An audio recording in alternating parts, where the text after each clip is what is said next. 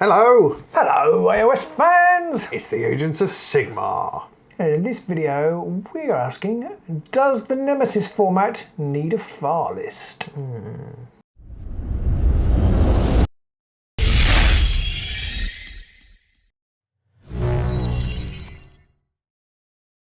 So the idea for this video came out of an article on the Spent Glory blog, which I don't know if you've looked at it, Pete. I would thoroughly recommend having a look at it, particularly if you're just starting out your Underworlds journey or you're trying to build a community. It's a really great little blog about playing the game. Not so much about how to play the game, but just kind of setting up a community and all that kind of stuff. So I really like it.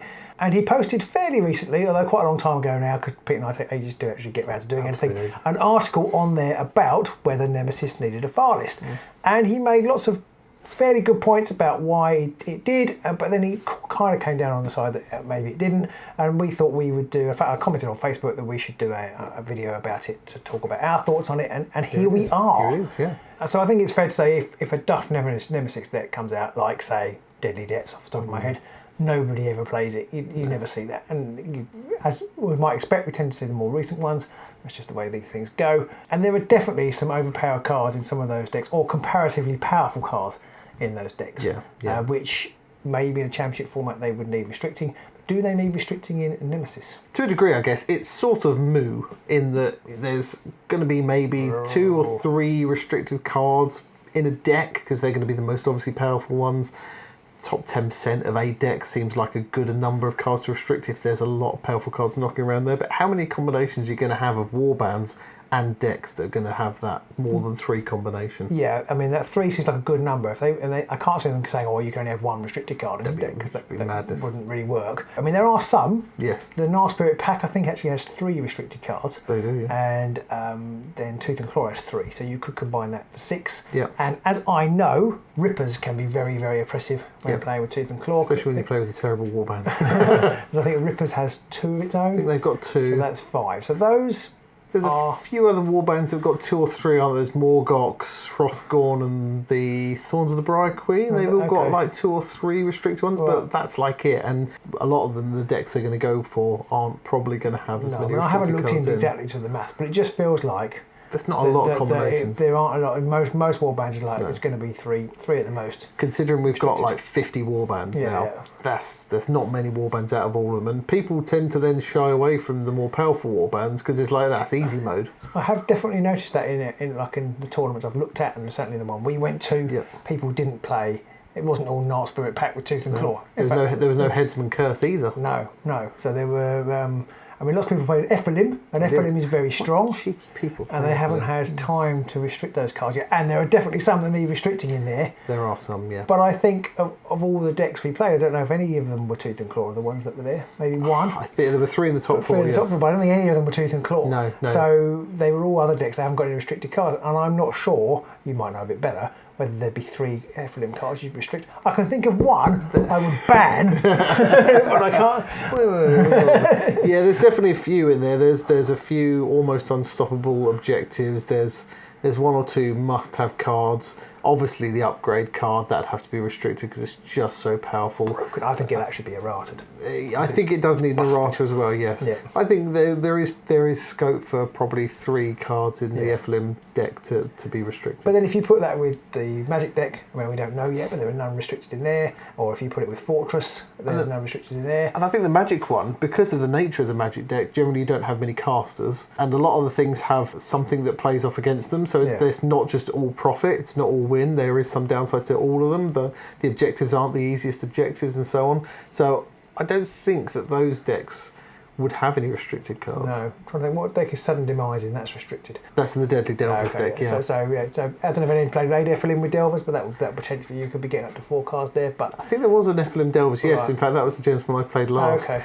So that's kind of the case for a restricted list. There are some powerful combinations. Not many, but there are some, and obviously it stops any warband becoming too oppressive. But I think because Nemesis is supposed to be the easy way to pick up and play, I just don't think a restricted list works in that sense. It's another thing that people have got to then go online and find if they want to get a little bit involved in any kind of active tournament scene or local scene, and that can be a turn off. Just that alone can be enough to make some people like, I can't be bothered with that. Well, turning up at your club and being told that your deck is invalid is just not Nobody wants to hear that the deck's not valid. Exactly. Or that feeling that you play a game and you beat somebody and then they go, oh, well, it's because you cheated effectively. You did this thing, you used easy mode or something like that. And no one wants to hear that either. And I think that's a real barrier to some people, new people especially, picking it up.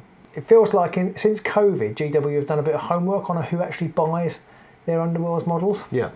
I mean, if anybody's going to know the stats on who buys what and when, it's going to be GW. Well, that is very true, but I kind of feel like maybe they've worked out that actually a lot of people buy them to add them to their AOS armies, or their Warcry warbands. Just to paint. Or just to paint, yeah.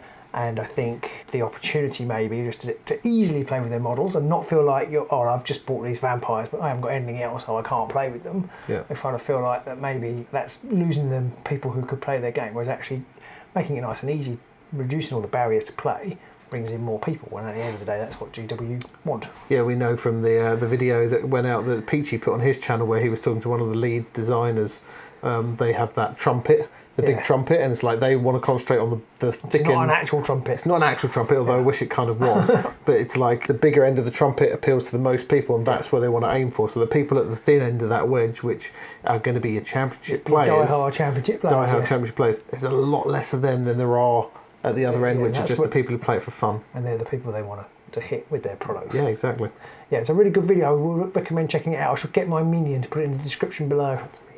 I think also in the early days, GW tried to build Underworlds as the ultimate competitive game. And after, especially COVID, I think they've kind of realised that actually that's not their target market, because that's not a very big market compared to what they could get, talking about that whole trumpet thing. But also, I kind of feel like they need to get rid of that now. They need to get rid of that moniker.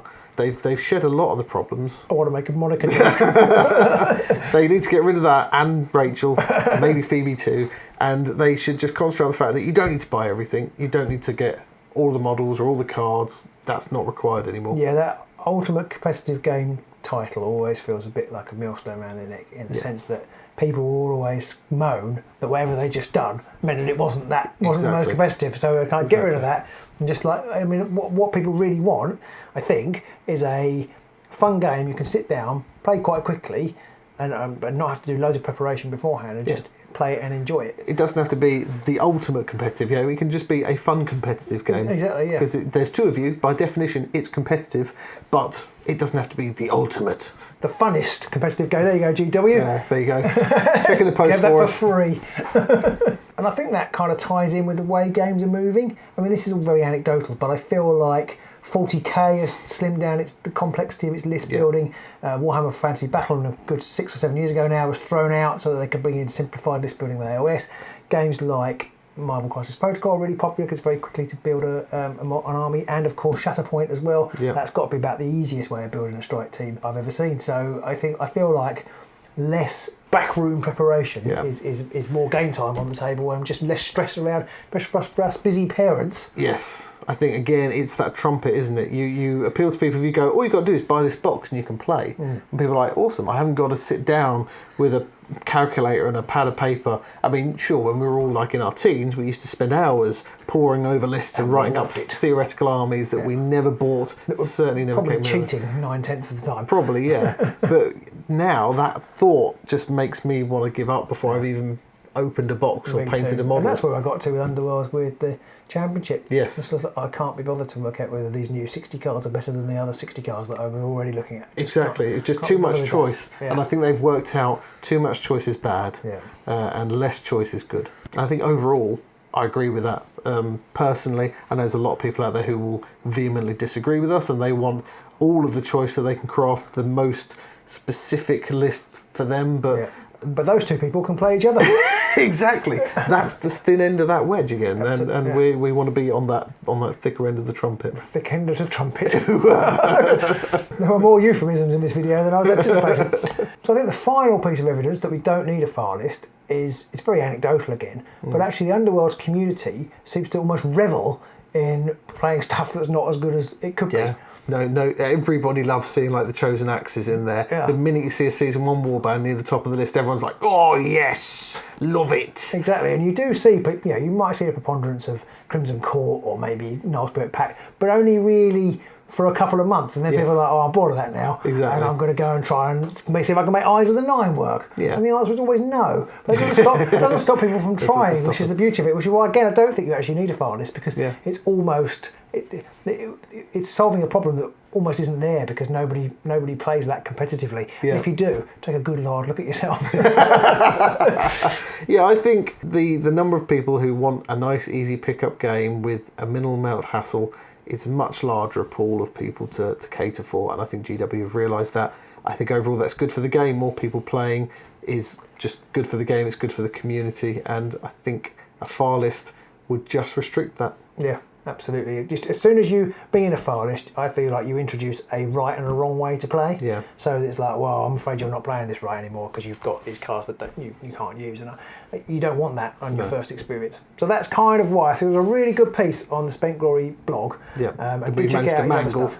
But I hope you found this useful, and if you are Mr. Spent Glory, I've forgotten his name, then you've watched this video, then do comment and let us know what you think, whether you agree or disagree, whether you've had any more thoughts about it since then. So there you go, that's our reasons why we think, and why we agree, I think, that a Nemesis file list isn't something that really needs to happen. No. So I hope you found that useful. Let us know in the comments below, or whether you think Nemesis needs a file list. And don't forget to like, subscribe and ring that bell so you'll see all our later content. And if you would like to, you can support us on Patreon. It's good fun over there. We've got a Patreon Discord and we all have a chat, and it's all good fun and lovely. And it helps us make more and more content like this. Yes, and we are going to be hosting another Nemesis tournament come September time. So any Patreon supporters do get a 50% discount on their tickets. Exciting. So we'll see you soon in the Weird Hollow.